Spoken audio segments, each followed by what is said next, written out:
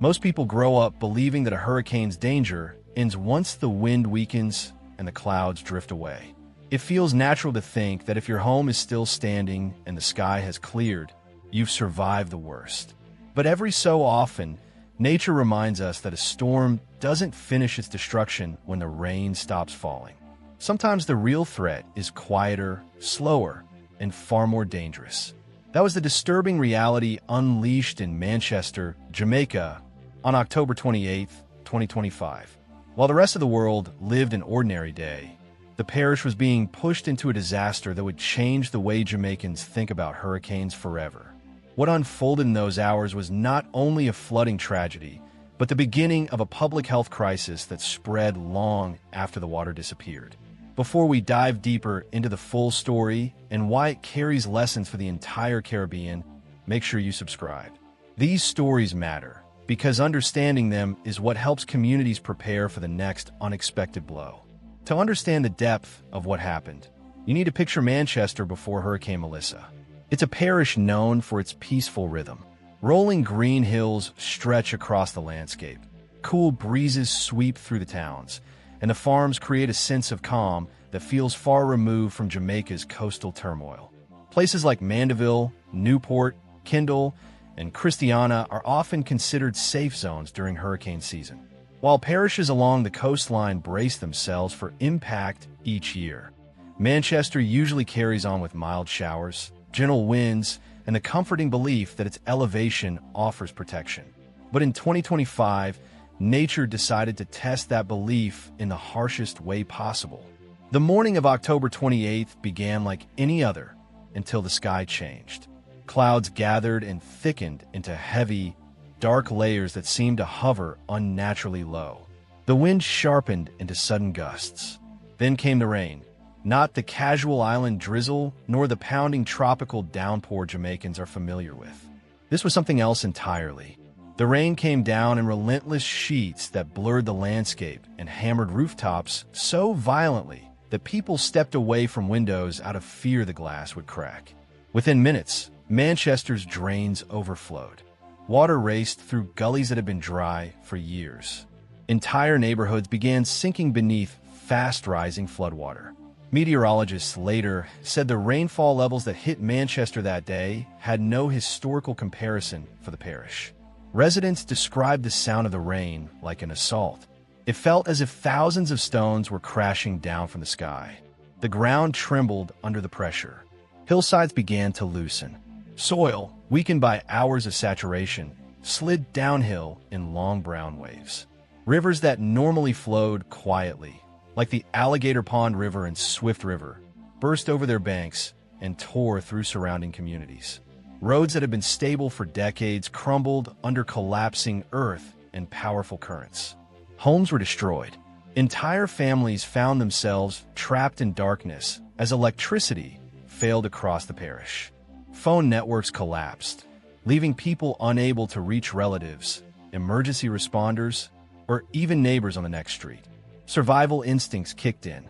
People were forced to scramble toward higher ground or any elevated surface they could reach. Some climbed onto countertops as water gushed into their homes. Others pushed children onto mattresses and floated them towards safer areas. Vehicles were swept away like toys. In communities such as Craighead, Porus, Williamsfield, Kendal, and parts of Mandeville, the water rose so fast that residents had only minutes to act. Manchester, a parish known for its calm, suddenly looked like it was being consumed. But strangely enough, as devastating as the flooding was, that isn't what people still talk about today. The true horror came from what the floodwater carried with it. When a storm as powerful as Melissa sweeps through a region, it gathers everything in its path. Floodwater becomes a moving mixture of waste from broken sewage lines, animal droppings from farms, mud packed with bacteria, fertilizers and pesticide from agricultural land, industrial chemicals, garbage, insect nests, and microorganisms that thrive in contaminated water. All of that blended into a toxic soup that poured into homes, schools, shops, and roads. And when the storm passed, that toxic water didn't disappear. It soaked into the soil, clung to surfaces, filled drains, and created the perfect breeding ground for disease. The first warning sign was the smell. Residents returning home described an odor that made their stomachs turn. It wasn't the normal scent of mud or wet earth. It was sharper, sourer, and disturbingly unnatural. Walls were smeared with layers of muddy residue, carrying bacteria invisible to the naked eye. Floors that looked dry hid thin films of contaminated sediment. Clothing, furniture, and household items absorbed polluted water without showing obvious signs. People didn't know it yet, but they were walking through an environment that had turned hazardous. Then something even stranger began to happen. Manchester was suddenly crawling with frogs and toads. They appeared in driveways, inside flooded rooms, across walls, and on the roads. Many of them were cane toads, a species that has become a notorious problem across Jamaica. These toads thrive in damp conditions and explode in population after heavy rainfall. The storm forced them out of their usual hiding places, and the flood gave them the perfect environment to multiply. Alongside them came rats. Displaced by the storm, hundreds of rodents began searching for food and dry shelter, moving into the same areas where families were trying to clean up. That combination created the spark for a much bigger crisis, one far more deadly than the flood itself. Leptospirosis. It's a word Jamaican health officials know all too well, but one the average person rarely thinks about. Leptospirosis is a bacterial infection spread mainly through water contaminated with animal urine, especially from rats. Jamaica has faced outbreaks before, but the conditions after Hurricane Melissa were perfect for rapid spread. Warm, stagnant water covered the parish. Contaminated mud filled streets and homes. People walked barefoot through debris. Parents cleaned flooded houses without gloves. Children, bored in crowded shelters, played in puddles because they didn't understand the danger. Every one of those moments was a doorway for infection. The disease is dangerous partly because it hides behind symptoms that seem harmless at first.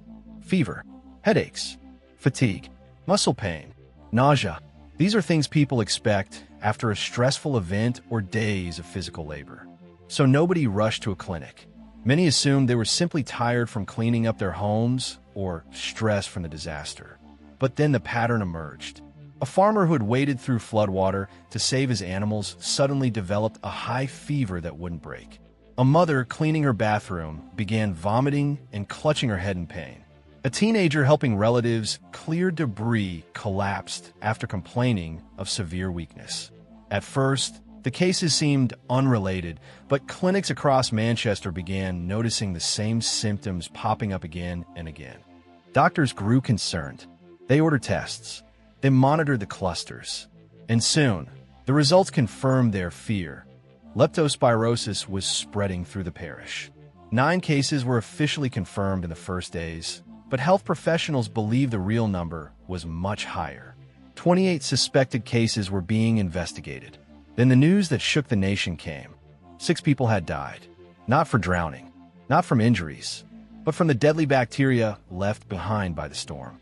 Severe leptospirosis, known as Weil's disease, can destroy the body quickly. The liver starts to fail, causing jaundice. Kidneys shut down, forcing toxins to build up. Lungs fill with blood. The brain can swell. Even with hospital care, the disease can be fatal. And Manchester's medical facilities were already struggling under the pressure of storm-related injuries, power outages, and equipment shortages. The flooding had triggered a chain reaction that trapped the parish in a second disaster, one that lingered long after the water drained away. The hidden danger after the storm. Manchester's silent disaster continuation. Once the first cases of leptospirosis were confirmed and the deaths were reported, a wave of fear spread across Manchester. Families who had spent days scrubbing mud off their floors suddenly wondered whether they had exposed themselves to a dangerous infection. Parents who had allowed their children to play outside for fresh air now panicked that a simple cough or fever might be something far more serious. The flood had left behind a threat that people couldn't see, touch, or predict, and that made the situation even more frightening. The very water they had waded through, the mud they had shoveled out of their homes, and the puddles they had stepped around now seemed like traps waiting to strike. Doctors and nurses across Manchester worked non-stop as more patients arrived with fever, chills, headaches, vomiting, and severe muscle pain. Many residents tried to stay calm, convincing themselves it was just the flu, exhaustion, or dehydration. But health teams knew the stakes. They had seen leptospirosis outbreaks after previous storms, though never on this scale. With each passing day, the urgency grew.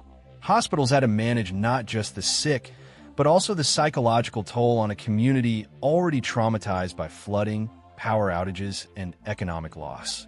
Every new case confirmed what officials feared.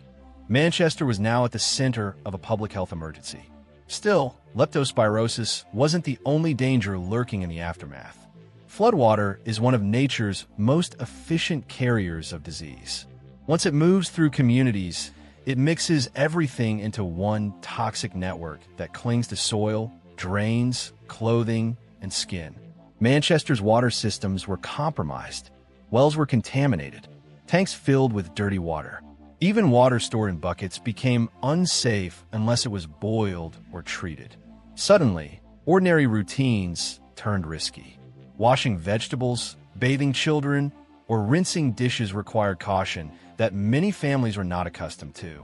And for those who lost their stoves, gas tanks, or pots during the storm, even boiling water became a challenge. Health officials began warning the public about additional threats. Cholera, a deadly disease caused by contaminated water, often appears after major floods. Typhoid fever and hepatitis A become more likely when sewage mixes with drinking sources. Gastroenteritis, caused by bacteria and parasites, is almost guaranteed in such conditions, especially among young children. And as the days passed, another silent threat emerged: mosquitoes breeding in stagnant water. Manchester's landscape was littered with puddles and pools that became ideal breeding ground for mosquitoes carrying dengue, Zika, and chikungunya. It felt as if the storm had opened a door, letting in every possible health risk at once. In shelters across the parish, the situation became just as complicated. Hundreds of families were packed into schools, churches, and community centers on thin mattresses or makeshift beds. With limited space, diseases spread quickly. Coughs echoed through rooms crowded with people who had no choice but to sleep side by side. The elderly, already vulnerable, struggled with humidity, heat, and the stress of losing their homes. Children developed fevers or stomach problems. Some shelters ran out of clean water. Others lacked basic sanitation. Even the volunteers trying to help found themselves overwhelmed by the scale of need. Outside the shelters, the economic impact deepened the disaster. Manchester's agriculture, one of the pillars of its local economy, was devastated. Floodwater rushed across farmland, carrying sewage, fertilizer, and chemicals that left the soil contaminated and unsafe for planting. Entire fields of cabbage, yam, carrot, and plantains were destroyed. Farmers walked through their land and realized it wasn't just this season's harvest that was lost, but months of future income. Livestock also suffered. Chickens drowned.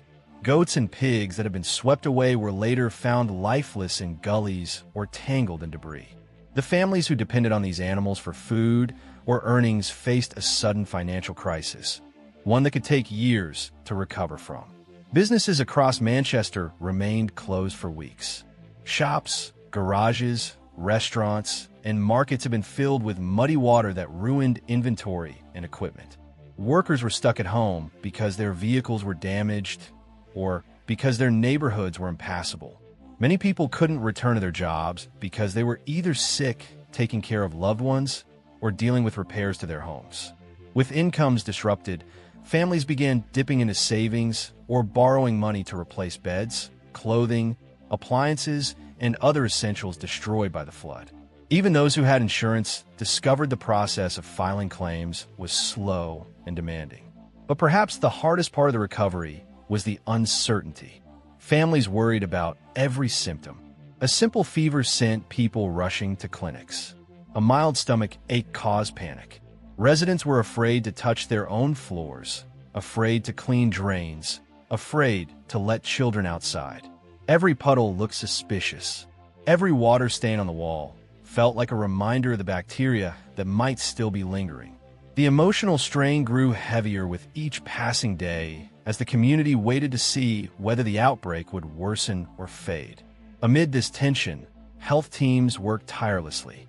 Mobile clinics moved through deep rural areas to reach residents unable to travel. Doctors and nurses visited communities like Mile Gully, Knockpatrick, New Forest, and Victoria Town, educating people about warning signs and distributing medication. Radio stations aired daily reminders, encouraging people to seek medical help at the first sign of symptoms. Volunteers handed out chlorine tablets and taught families how to treat their water.